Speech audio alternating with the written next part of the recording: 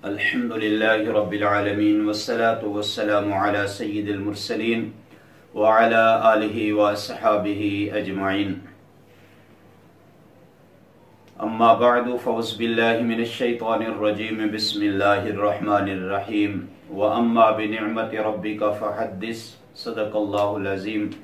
इन्नल्लाह व मलाइकतहु युसल्लूना अलन नबी या अय्युहल्लज़ीना आमनू सल्लु अलैहि व सल्लिमू तस्लीमा। अस्सलातु वस्सलामु अलैका या सय्यिदी या रसूलल्लाह व अला आलिका व सहाबिका या हबीबल्लाह। मोहतरम मोहतशम सामिऊन नाज़रीन, अस्सलामु अलैकुम व रहमतुल्लाहि व बरकातुहू। सईदी मीडिया के ज़रिए हफ्तावार प्रोग्राम फ़हम दीन के सिलसिले में आपकी खिदमत में हाजिर हैं। अल्लाह रब्बुल इज़्ज़त का लाख लाख शुक्र है कि इस वक्त हम रबीउल अव्वल शरीफ की मुबारक साअतों में घड़ों में सांस ले रहे हैं। ये रबीउल अव्वल शरीफ का वो बाबरकत महीना है जिसके अंदर हमारे आका करीम सल्लल्लाहु अलैहि वसल्लम तशरीफ लाए और अहले इश्क के लिए ये ईद का महीना है। और अहले उशाक कहते हैं, ईद मिलाद पे कुर्बान हूँ हमारी ईदें, इसी ईद का सदका हैं सारी ईदें। यकीनन हम खुश वक्त हैं, अल्लाह ताला ने हमें रसूल पाक सल्लल्लाहु अलैहि वसल्लम की उम्मत में पैदा फरमाया और हजूर अलैहिस्सलातु वस्सलाम के उम्मती होने का हमें शर्फ मिला। नसीब चमके फर्शियों के अर्श के चांद आ रहे हैं, नसीब चमके फर्शियों के अर्श के चांद आ रहे हैं। झलक से जिनकी फलक है रोशन वो शम्स तशरीफ ला रहे हैं। निसार तेरी चहल पहल पर हजारों ईदें रबीउल अव्वल, सिवाय इबलीस के जहां में सभी तो खुशियां मना रहे हैं। मेरे दोस्तों बुजुर्गों, ये सारी रौनकें और ये सारी नेमतें जो अल्लाह ताला ने हमें अता फरमाई हैं, ये सब हजूर नबी करीम सल्लल्लाहु अलैहि वसल्लम का सदका है। और अगर नबी अकरम सल्लल्लाहु अलैहि वसल्लम की तशरीफ आवरी ना होती तो जहां में कुछ भी ना होता। ये सब कुछ मेरे आका करीम सल्लल्लाहु अलैहि वसल्लम का सदका है। और हजूर अलैहिस्सलातु वस्सलाम से पहले जहां में जिस्म था, एहसास न था, आम थे मगर वो खास न था, जमीन थी सब्जा न था, सर थे ताज वकार न था, आंखें थी हया न थी, जुबानें थी सिदाकत न थी, फूल थे मुअत्तर महक न थी, सितारे थे लेकिन चमक न थी, जुल्मत थी हिदायत न थी, रहजन थे कोई रहबर न था, बेबस थे कोई चारागर न था। इस जुल्मत गदे माहौल में जब हमारे आका करीम सल्लल्लाहु अलैहि वसल्लम नूर की बहार बन के आते हैं तो फिर हजूर आए तो फिर बहारों पे बहार ही है। हजूर आए चमन खुश हैं, बहार मिल गई, फूल खुश हैं, पुकार मिल गई, अब्दुल मुत्तलिब खुश हैं, उम्मीदों का समर मिल गया, अम्मा आमना खुश हैं, रिसालत का गोहर मिल गया, सिद्दीक खुश हैं, सिदाकत मिल गई, उमर खुश हैं, अदालत मिल गई, उस्मान खुश हैं, सखावत मिल गई, अली खुश हैं, शुजाअत मिल गई, हसन खुश हैं, मवद्दत मिल गई, हुसैन खुश हैं, शहादत मिल गई, सैयद खुश हैं, सियादत मिल गई, कैद खुश हैं, क़ियादत मिल गई, वली खुश हैं, विलायत मिल गई, इमाम खुश हैं, इमामत मिल गई, खतीब खुश हैं, खिताबत मिल गई, गरीब खुश हैं, रखवाला मिल गया, यतीम खुश हैं, कमली वाला मिल गया। मिल गए मुस्तफा और क्या चाहिए, फजले रब्बुल उला और क्या चाहिए, दामने मुस्तफा जिसके हाथों में हो उसको रोज़े जजा और क्या चाहिए। मेरे दोस्तों, ये सारी बहारें ये रबीउल अव्वल शरीफ का सदका है जिस महीने में मेरे आका करीम सल्लल्लाहु अलैहि वसल्लम तशरीफ लाए और बुजुर्गान दीन फरमाते हैं। और मिलाद पाक की जो बरक़ात हैं, एक तो ये हकीकत में रबीउल अव्वल शरीफ का महीना पा लेना और किताब रोया के अंदर मौजूद है। बुजुर्गान दीन फरमाते हैं जो आदमी ख्वाब देखता है कि वो रबीउल अव्वल शरीफ के महीने में है और हजूर अलैहिस्सलातु वस्सलाम के मिलाद का जिक्र कर रहा है, सुन रहा है, फरमाते हैं इसकी ताबीर ये है, अगर वो बे औलाद है तो अल्लाह ताला उसको औलाद अता फरमाएगा।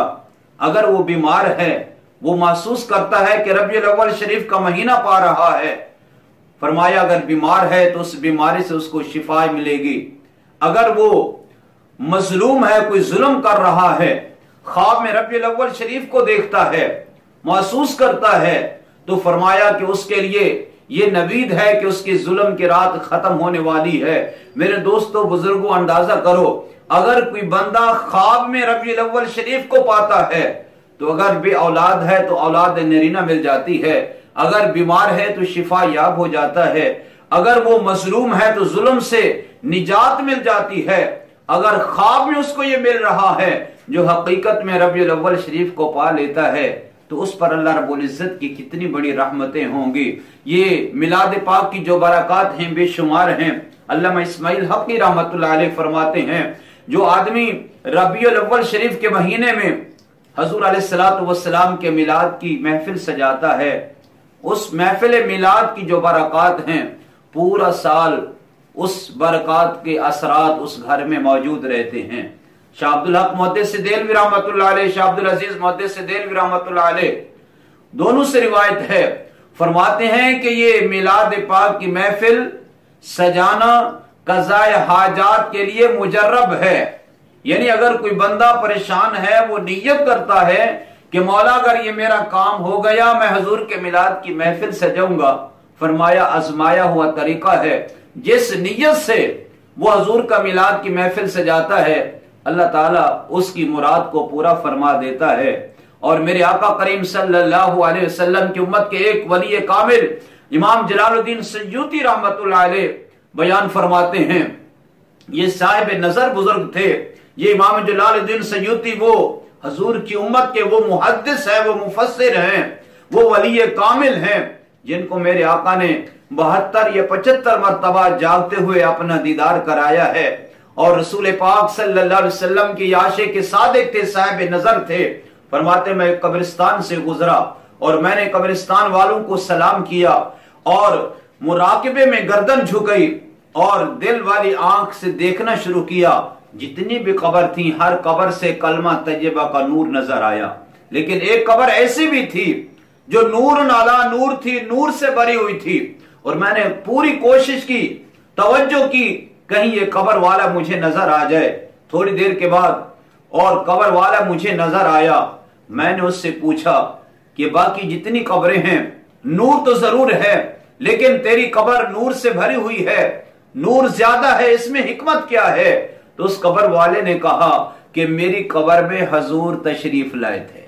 हजूर तो हर कब्र में आते हैं, लेकिन उसने फरमाया जब हजूर आए थे तो हजूर अलैहिस्सलातु वस्सलाम मुझे देखकर मुस्कुराए थे, और जब हजूर अलैहिस्सलातु वस्सलाम ने मुस्कुराया तो अल्लाह ताला ने मेरी कब्र को नूर से भर दिया। अब वो हजूर तो चले गए, लेकिन उस हजूर की नूरानियत जो है, वो नूर जो है इसी तरह बरकरार है।